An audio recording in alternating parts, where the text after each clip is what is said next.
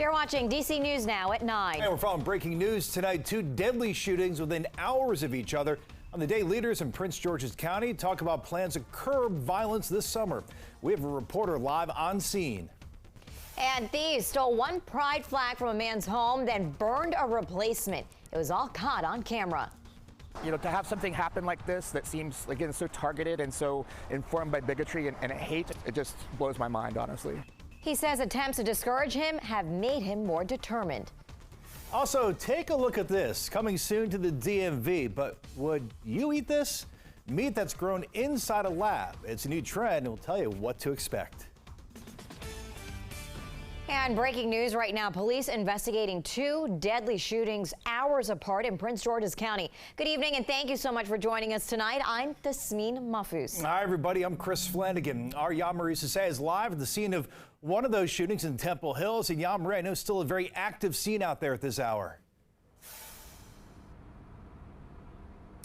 Yeah, that's right. Police officers still trying to piece together exactly how this incident took place. Part of Naylor Road is still shut down as this investigation continues. As you can see, the scene is taking place in front of several stores, especially a liquor store, and they have all been shut down as police piece together how this incident took place. They're talking to witnesses, they're checking surveillance video, trying to figure out how one man died and what led up to this situation. Now, we have very limited information at this moment, but we do know police responded to the scene just before 6 p.m. They found the victim suffering from gunshot wounds in the parking lot in front of these stores here on Naylor Road. Now, police did say that he died at the scene, and the investigation is still ongoing, but police cannot confirm the age of the victim, but they do say he is a male.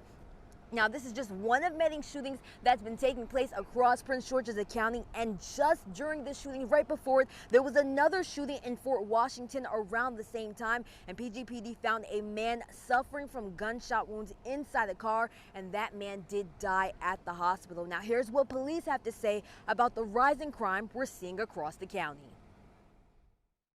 Nationwide, there's always an uprising in crime during warmer weather. So unfortunately, Prince George's County is not immune to that, but we do have officers out on patrol regularly, and they are able to respond rather quickly when they do receive the call. We see something to say something, that's the big thing, so that way, they can help in the investigation.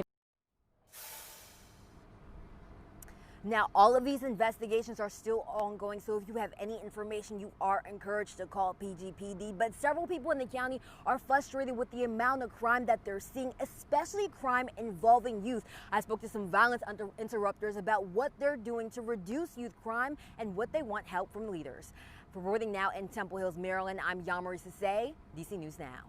And new tonight, a disturbing act of bigotry. That's how some neighbors are describing what happened in DC's Petworth neighborhood this month. Someone caught on video stealing and then burning a pride flag outside a Georgia Avenue home.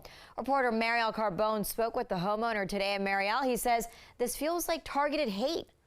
That's right, Tasmin, because this not only happened during Pride Month, but the same weekend as DC's big Pride Festival. Now, the homeowner tells me to have this happen once is upsetting, but just a week later, a newly hung second Pride flag was also stolen. All right.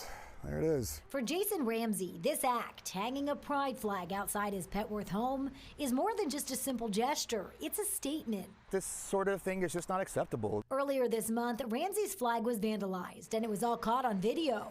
First, you see the person walk up and take the flag. Then this. The flag is set on fire. A neighbor running out to douse the flames with water. To have something happen like this that seems, again, so targeted and so informed by bigotry and hate in a way that I'm very not familiar with here, it just blows my mind, honestly. Ramsey, who says he identifies with and is a strong advocate for the queer community, hung a second flag. That too was stolen this week. And it just, outraged me, honestly. According to data from the Metropolitan Police Department, there have been 13 bias-related hate crimes over sexual orientation through May of this year. Crimes like this are not insignificant. They obviously represent a direct threat and attack. Ryan Boss with the Capital Pride Alliance says crimes like this should be reported to police. Plus, we need to be out, be visible, be supportive 365 days a year. A message Ramsey is sending loud and clear with purchase number 3. That we won't stand for this kind of bigotry. We won't stand for abuse of people that we love. And Ramsey did not report this to the police, but Chris and Thasmin, boss does say it's not uncommon for crimes like this to tick up during Pride Month. He says that the Alliance does have resources available for anybody that may feel like they are a target of hate or other threats like this. Reporting live in the newsroom tonight, I'm Marielle Carbone, DC News Now.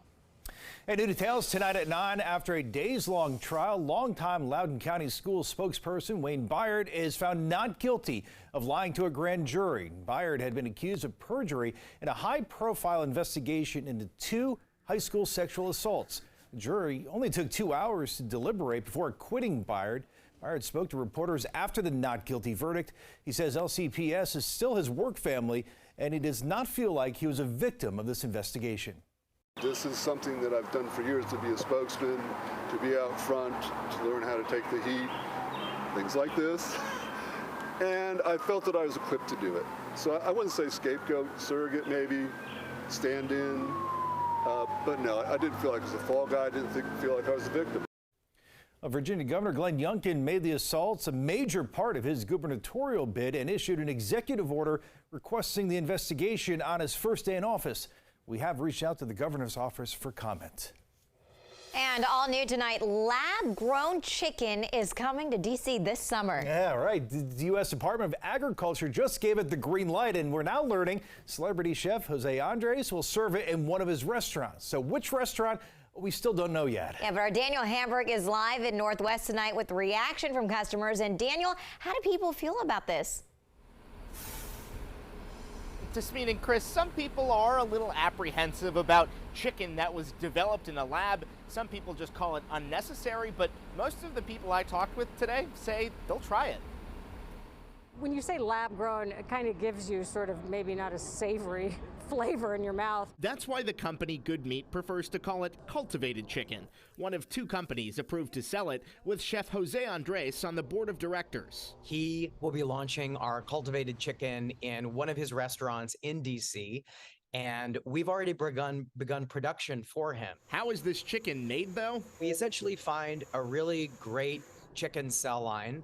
We feed the cells the same kind of nutrients that they would get inside the body of an animal. There's some skepticism, but trust in the chef. I gotta weigh both sides, but I'm not like, no, I would never eat it. And I trust Jose Andres. And hopefully, with his expectations as a renowned chef, this might kind of quell people's nerves about tasting lab-grown chicken for the first time. Others say it's just unnecessary. I'm sure it tastes fine, but I just don't see the reason that we're doing it. Seems like going to Mars when people are dying here. With the same nutritional value as regular chicken, the idea is to give an alternative to slaughtering animals and reducing environmental impacts. We can't wait for Washingtonians to be able to book a reservation at one of Jose Andres' restaurants and sit down at the table and eat our chicken, and hopefully they will also say, gee, this tastes like chicken.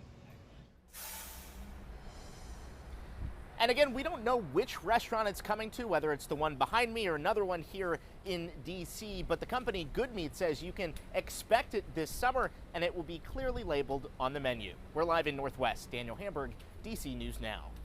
Daniel, thank you. Certainly interesting and certainly a talker as well. I try it. I don't know if I'll like it, but I'll try it. You tried. All right. That's good. That's good. All right, let's get a first check in the forecast with Chief Meteorologist Janessa Webb. Yeah, Janessa, got a big warm-up tomorrow and some rain, too. Yeah, we should have had that warm-up today, but that warm front never made its way across our region, and so that's why he's dealing with a kind of a chill out there across the DMV. It's a beautiful night, finally seeing that fog lifting across our area. Live look out towards Roslyn. You can see the clouds. They're still in place. We're sitting under overcast skies. Temperatures in the upper 60s. So we do have a warming trend. Earlier this afternoon, we had many spots with official highs of about 64. So the warmer air is coming in. It will happen overnight, and then really tomorrow afternoon, you'll start to notice the drastic difference. We're going to jump up about 20 degrees in many spots. Here's the showers that we are seeing well across our western locations. Prince George's County, Montgomery, not really in the mix. The closer we zoom into the district, we were dealing with a quick burst of a little bit of drizzle.